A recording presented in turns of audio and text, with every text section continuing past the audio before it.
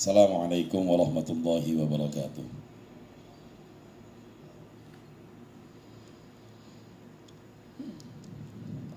Alhamdulillah.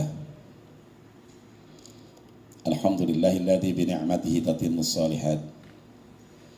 Asyhadu an la ilaha illallah wahdahu la syarikalah. Wa asyhadu anna Muhammadan abduhu wa rasuluhu la nabiyya ba'dah. Amma ba'd. Alhamdulillah wa syukrulillah. Kita telah memasuki hari yang ke-8 di bulan Ramadan. Semoga Allah memberikan kita kesehatan yang sempurna, sehat walafiat. Allah berkahi kita di bulan Ramadan ini. Allah panjangkan umur kita. Allah sehatkan badan kita. Allah angkat segala penyakit kita. Dan yang paling penting, Allah temukan kita di Ramadan yang Allah di tahun-tahun mendatang. Amin ya rabbal alamin. Ma'asyiral muslimin rahimakumullah. Inilah Ramadan, rahmat Allah yang begitu luas. Semua tercurah di bulan ini. Kesunahan-kesunahan menjadi fardu.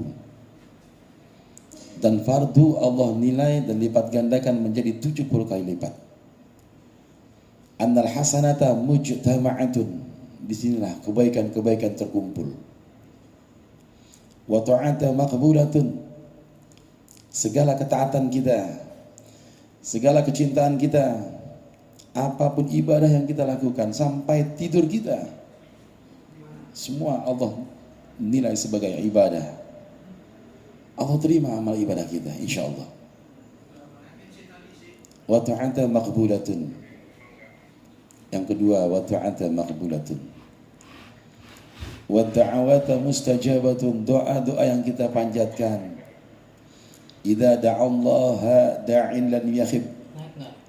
Ketika umat baginda Rasulullah mengenadahkan tangannya meminta doa kepada Allah, memohon ampun, memohon rezeki, memohon anak yang saleh dan salihah, salihin dan salihat, Allah kabulkan doa-doa kita.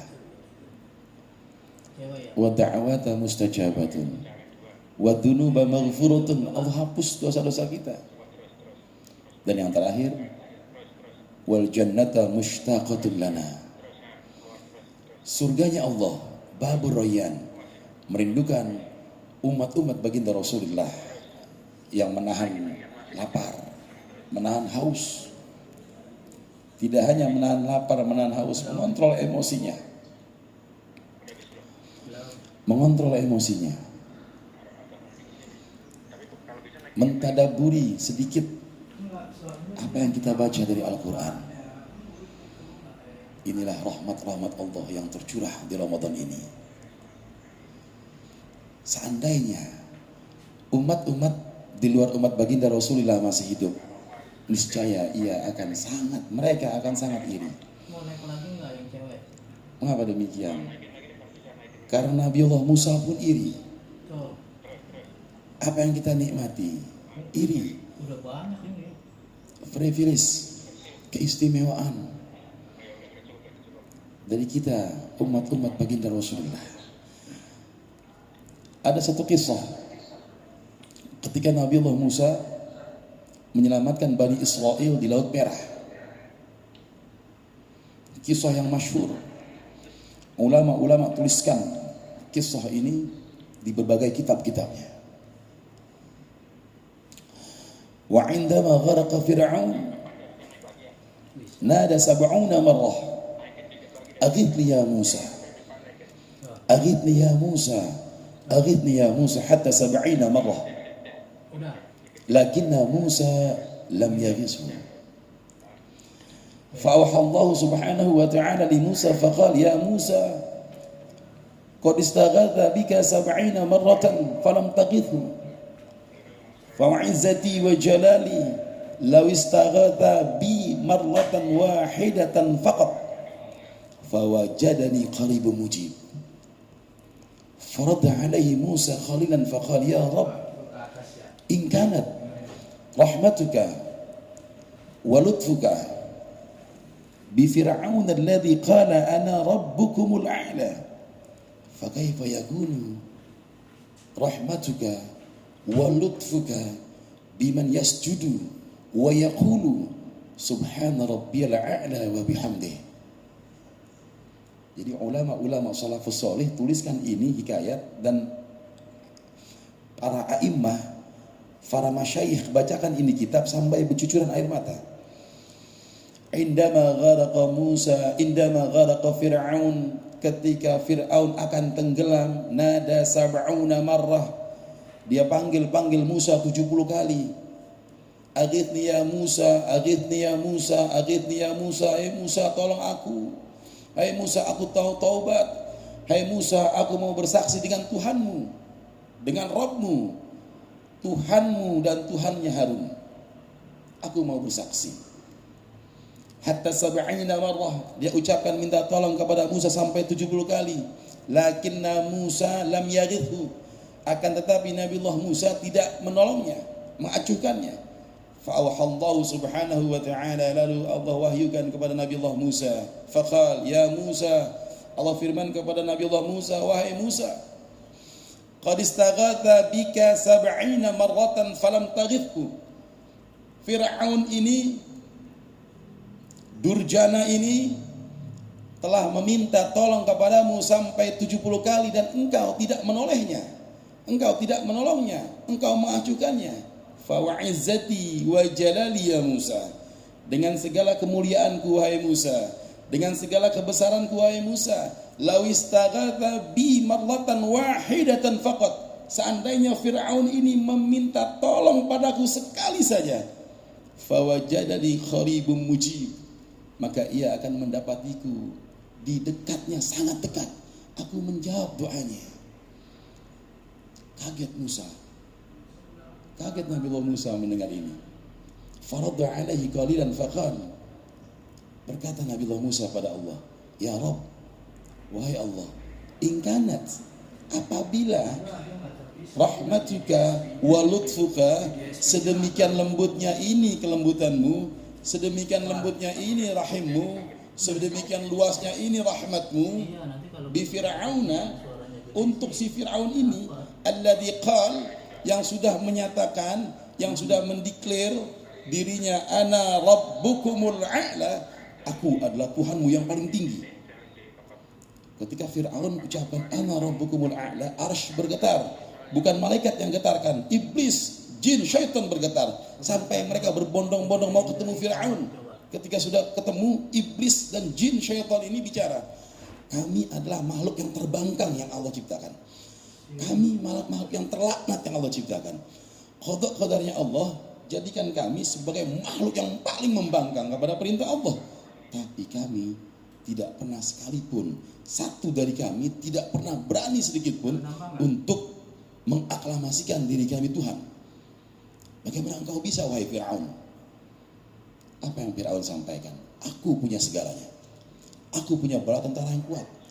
Aku punya teritorial yang luas. Aku punya semua amunisi untuk berperang dengan suku dan bangsa manapun. Aku tak terkalahkan. Ana rabbukumul a'la.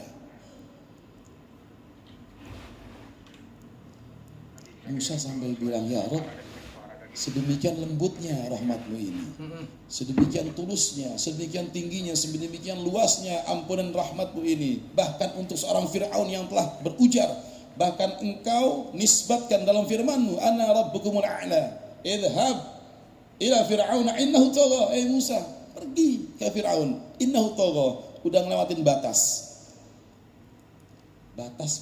kewajaran dari makhluk hidup yang zalim. Itu Fir'aun yang tertinggi. Apa yang disampaikan oleh Musa ketika bertanya kepada Rabbnya sekali lagi, ya Rabb, kalau demikian luasnya rahmatmu untuk seorang Fir'aun yang telah mengucapkan aku Tuhan yang paling tinggi, fa kaifa yakunu, bagaimana rahmatuka wa lutfuka, bagaimana rahmatmu, rahimmu, ampunanmu, ridhamu, keberkahanmu, semua kelembutan ini bagaimana?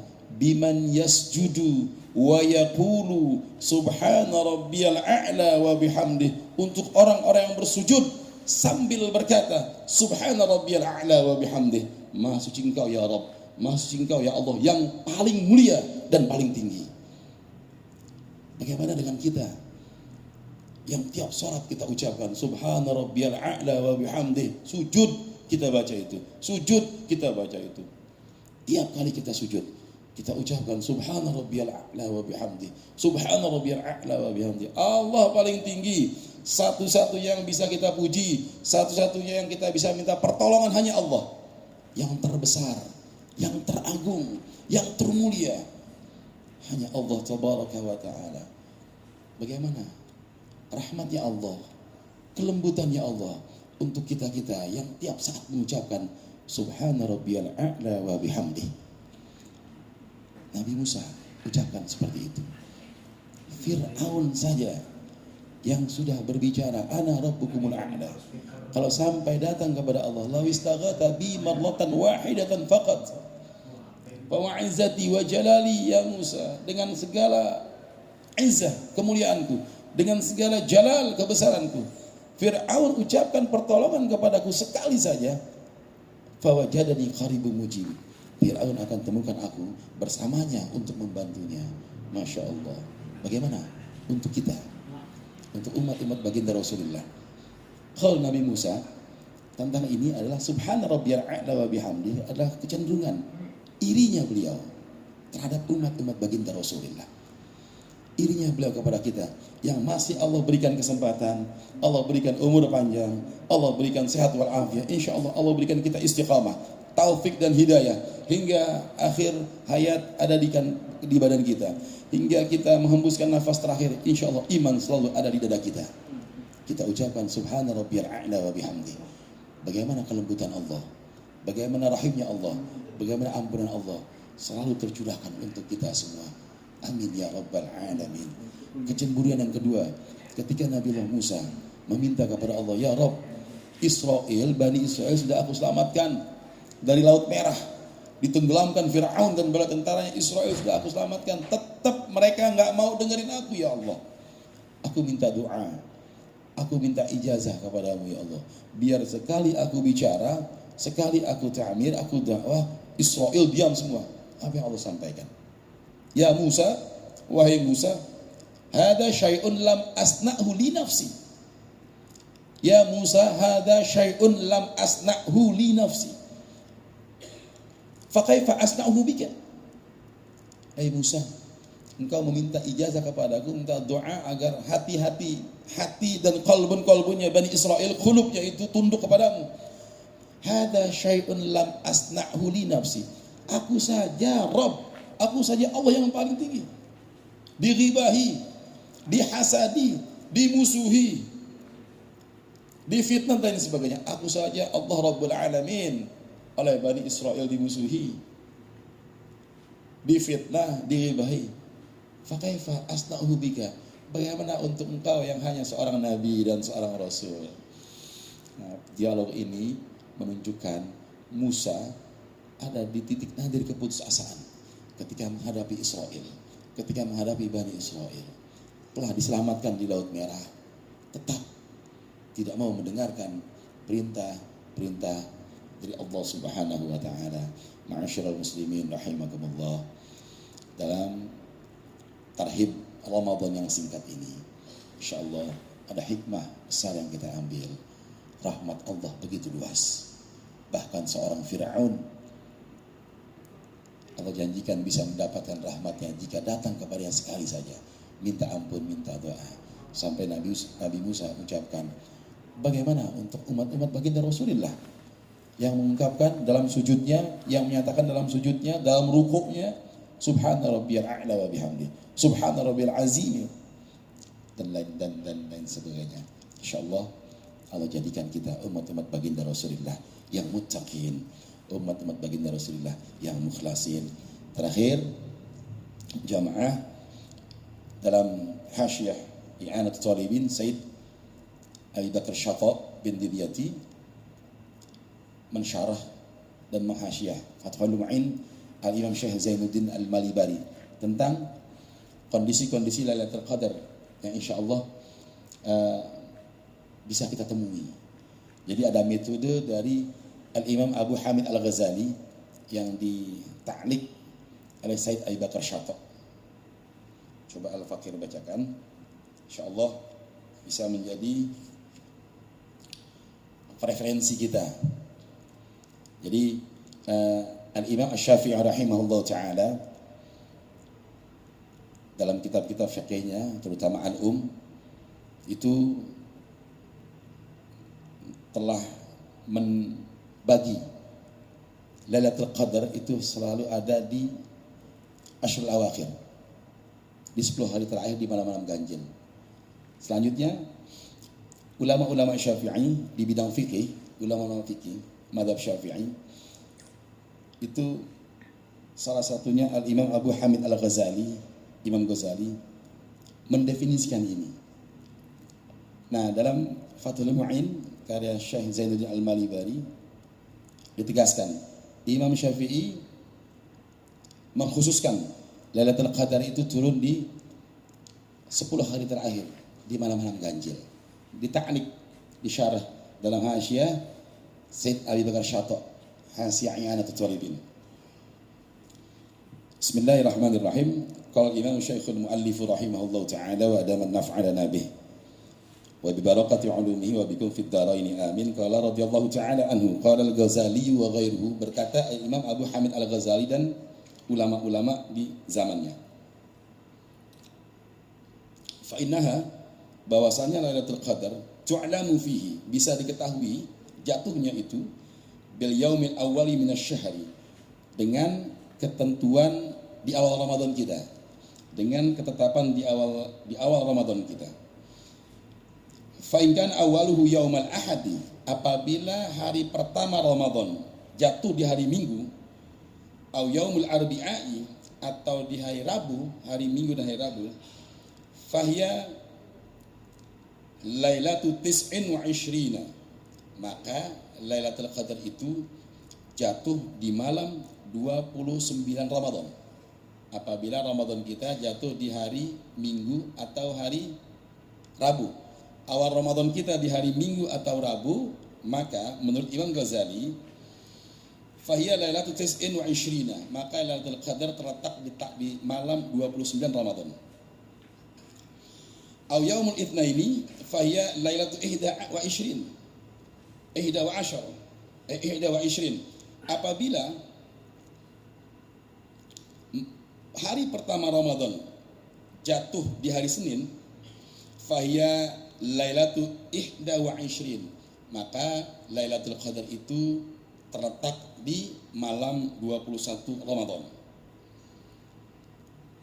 Au yaumit tsulatsa awil jumu'ati, atau Ramadan pertama terletak di hari Selasa atau hari Jumat. Artinya satu Ramadan itu hari Selasa atau hari Jumat seperti tahun ini. Fahiya lailatul sab'in wa ishrina, maka Lailatul Qadar itu terletak di malam 27 Ramadan. Jadi menurut kaidah Al-Imam Abu Hamid Al-Ghazali, satu Ramadan jatuh di hari Selasa, maka Lailatul Qadar itu terletak di malam 27 Ramadan 1445 Hijriah. Menurut Imam Abu Hamid Al-Ghazali, Lailatul Qadar ada di 27 Ramadan. Awil Khamisu, sedangkan hari Kamis, awal Ramadan terletak di hari Kamis, fahiya lailatul khamsin wa ishrina, maka itu terletak Lailatul Qadarnya di malam 25 Ramadan. Wa fi yaumi sabti fahiya lailatul talatin wa ishrina, apabila awal Ramadan jatuh pada hari Sabtu, fahiya lailatul talatin wa ishrina, maka ada di malam ke-23 Ramadan. Ini dikuatkan oleh Al-Imam Asy-Syaikh Abdul Hasan Asy-Syadzili. Qala Syekh Abdul Hasan Asy-Syadzili, wa mundu balagtu, semenjak aku sudah sampai akil balik, sinnar rijali, aku sudah dewasa, ma fatatni Lailatul Qadri, Aku tidak pernah melewatkan malam Lailatul Qadar. Artinya aku selalu menemukan malam Lailatul Qadar bihadil qaidatil madhkurah, dengan kaidah-kaidah yang telah disebutkan oleh Al-Imam Abu Hamid Al-Ghazali ini. Jadi sedikit pengetahuan apa yang disampaikan oleh kaidah al-madhkurah dari Al-Imam Abu Hamid Al-Ghazali ini untuk 1445 Hijriah.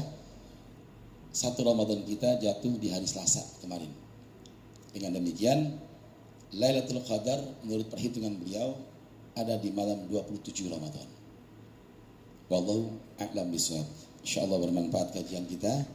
Mohon maaf atas segala kekurangan. Wallahul muwaffiq ila aqwamit thoriq. Assalamualaikum warahmatullahi wabarakatuh.